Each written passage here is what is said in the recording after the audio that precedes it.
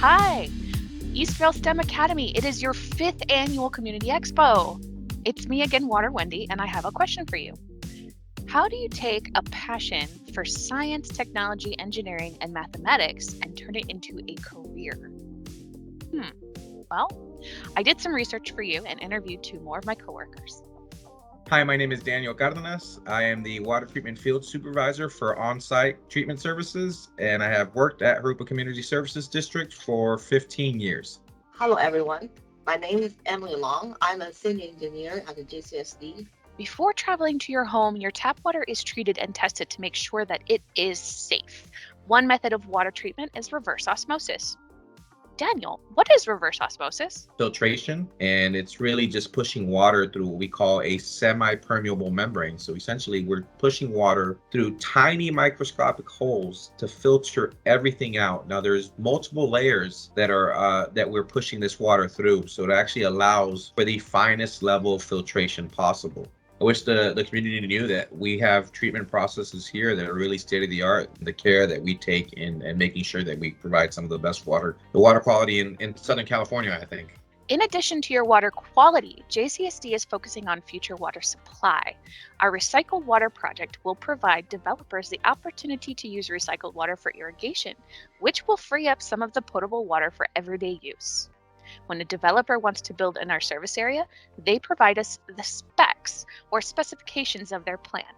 Part of Emily's job is to review those building plans and make sure that they are compatible with our system. Definitely, we don't allow any connection between the recycled water and the potable water system. So we have to make sure that's clearly stated in the spec. Really, the recycled water is the way to go now. What made you pick water engineering, Emily?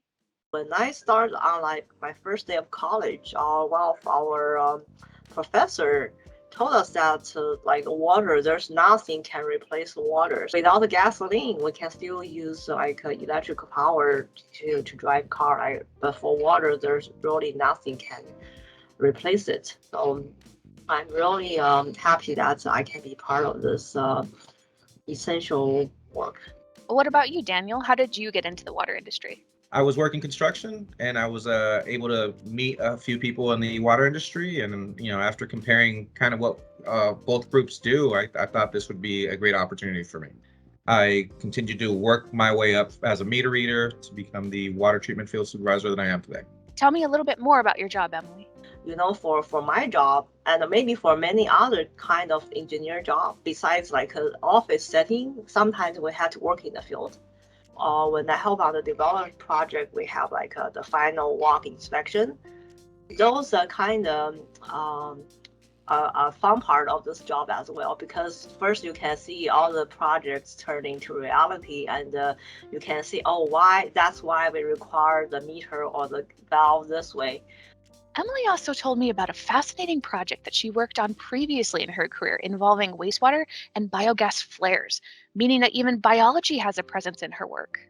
My work is quite diversified. The water industry has opportunities for engineering, environmental sciences, chemistry, mathematics, and believe it or not, data analytics and statistics. One of the beautiful things about my position currently is I get to analyze data and then talk about, well, because the data says this, I think we should focus on this project. I have the opportunity of managing the budget for my department as well. So that input really makes a huge difference, right? If the data suggests that one project should really be prioritized over another, then that's something fun and cool to say, like, hey, this will benefit the community more. Data is a major part of what we do altogether, right? As you move up the ranks a little bit, you get different levels of experience.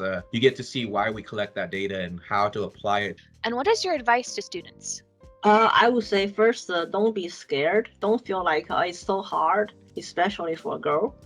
I think it's the same, no matter you're a boy or girl or who else. Like they say, there's a will, there's a way, right? As long as you can stick to it, you will succeed. Just take a baby step, one step at a time, and you will get it. Always be determined to be lifelong learners, right? We're never done learning, no matter where you are in your path. And there's always a little bit more that we can learn from. We never truly become full experts at anything. I really kept working my way through school and was able to just really make a great career out of what we've accomplished here. So. And lastly, community services. It's in our name and it's in our motto. One of the biggest things that I've always enjoyed about being in the water industry in general was just knowing that everything that you do has a direct impact on, on the community. Even though I don't deal with customers day by day, a lot of our focus is making sure that the customers are still taken care of, ensuring that the water quality is good, especially, somebody like myself that lives within the community that we serve. It's important to all of us that everything we do is to provide a great service to our customers and a service that everybody needs.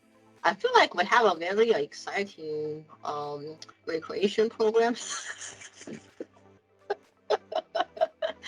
Yeah, but I feel like, because I know there are many like Chinese or Asian living in Eastville, but they don't know that about. So I'm keep telling them we have a state-of-art gym or recreation center. You need to utilize that. When our like recycled water roll out, I hope more and more residents will know about this program. And really, a lot of the people in our leadership team here have some type of environmental science or engineering background. Is it a great field to be in if that's what you're interested in?